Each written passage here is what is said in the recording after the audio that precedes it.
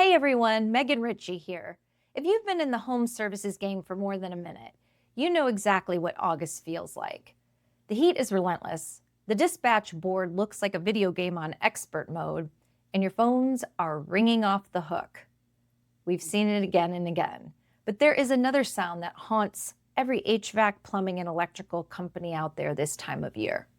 Hey boss, do you have a few minutes to talk? We know August, summer months, brutal time. But over my 20 years in home service recruiting, this cycle repeats itself every single summer. May is full of high energy, June and July are pure adrenaline, and then August hits, and boom, the resignation notices start dropping in like flies.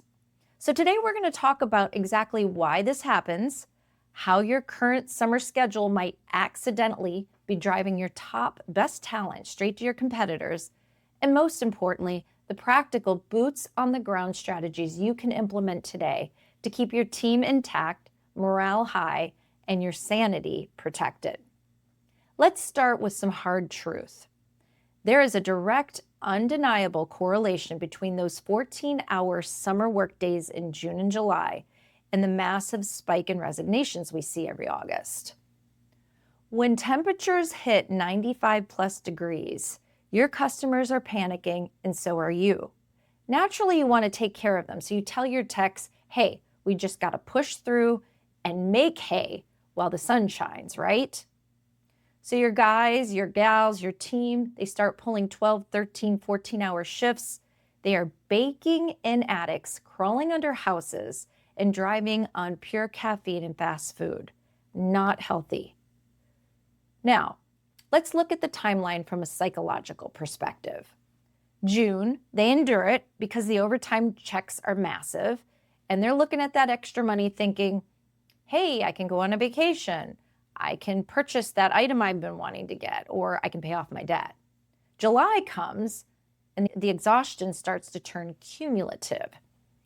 And the money starts losing its charm. They're missing their kids' Little League games. They aren't at the pool with their families. They haven't had dinner with their spouse in 3 weeks, and they are physically depleted, and their brains are running on empty. So then August, what is it? The breaking point. August is historically the peak month for home service resignations because cumulative burnout finally overrides financial incentive. When a technician is so exhausted that they are throwing up from heat stress or falling asleep at the wheel, a big paycheck doesn't matter anymore. And guess what? Your competitors know this. Every recruiter in the country, including myself, knows that when an HVAC tech who has been worked to the bone for 60 straight days, that person is primed for the picking in August. All it takes is one bad day, one more hot attic, or one more demanding, and they click apply, or yes, I'd be happy to talk with you if you promise a better work-life balance. If you are running your crew 14 hours a day without a safety valve, you are actively recruiting for your competition. So how do we fix it? What's the safety valve? We can't change the weather. We can't tell a homeowner, hey, sorry, your basement's flooded or you have no AC during the heat of the summer. Wait till October. You can't do that. The work is there, but the secret lies in your on-call rotation. Too many shops run an every man for himself or seniority rules on-call type of schedule. The green guys get slammed, or worse, your absolute best, most talented techs get called every single time because you know they'll close it up and finish the job. But that is a fast track to losing your top producer or producers. So here's how you structure a fair summer rotation that won't make your team want to mutiny. Number one, the split week shift. Instead of making one tech swallow a brutal 7-day on-call stretch, split the week. Run a Friday to Monday shift and a Tuesday to Thursday shift. A 7-day stretch in July feels like a prison sentence. A 3-day block is manageable. It gives them a light at the end of the tunnel. Second, the backup system.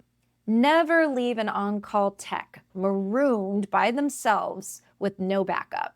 If a primary tech gets slammed with 3 complex changeouts or a major diagnostic calls back to back to back, the secondary tech is automatically triggered to take the overflow. This prevents one person from getting buried under a 16-hour day and then another one while everybody else is home grilling.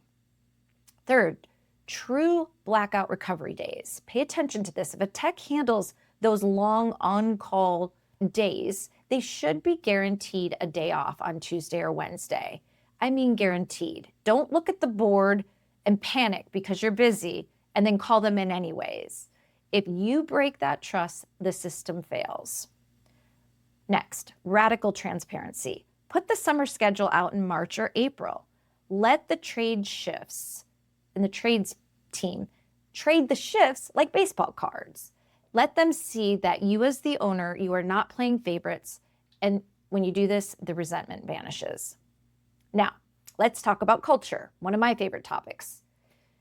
You can have a great schedule, but summer in the trades is a grind. It's sweaty, exhausting work.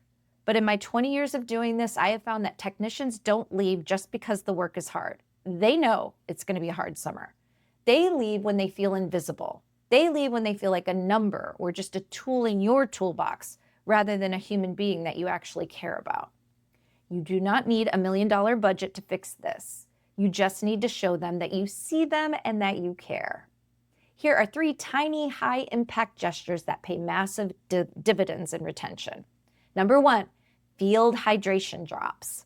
Don't just tell them to buy water.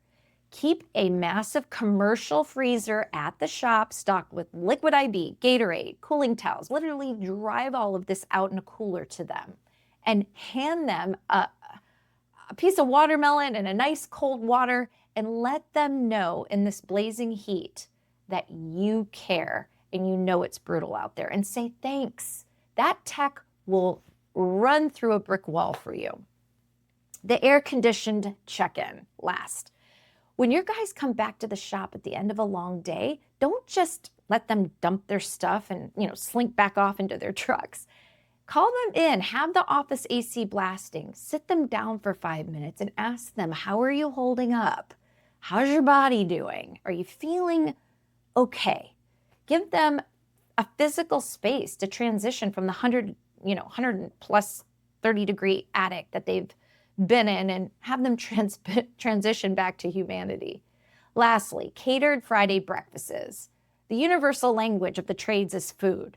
Every Friday morning in June, July, and August, bring in biscuits from Chick-fil-A or make sure there's breakfast burritos, really good coffee. Let them talk, connect, vent.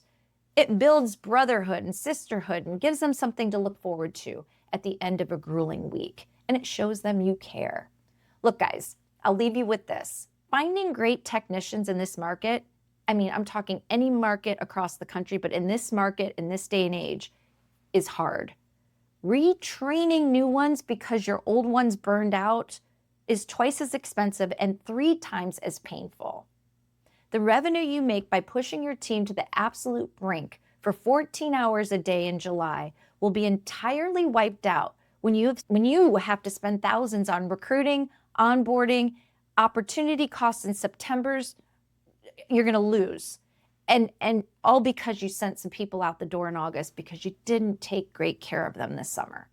Watch their hours, fix your rotations, buy the breakfasts on Friday, and drop off water. And finally, listen to them when they are tired. Tell them you care and you appreciate them. If you protect them when the heat is on, they will protect your business for the rest of the year. I'm Meghan Ritchie. Thanks for listening. Now go check on your techs and installers.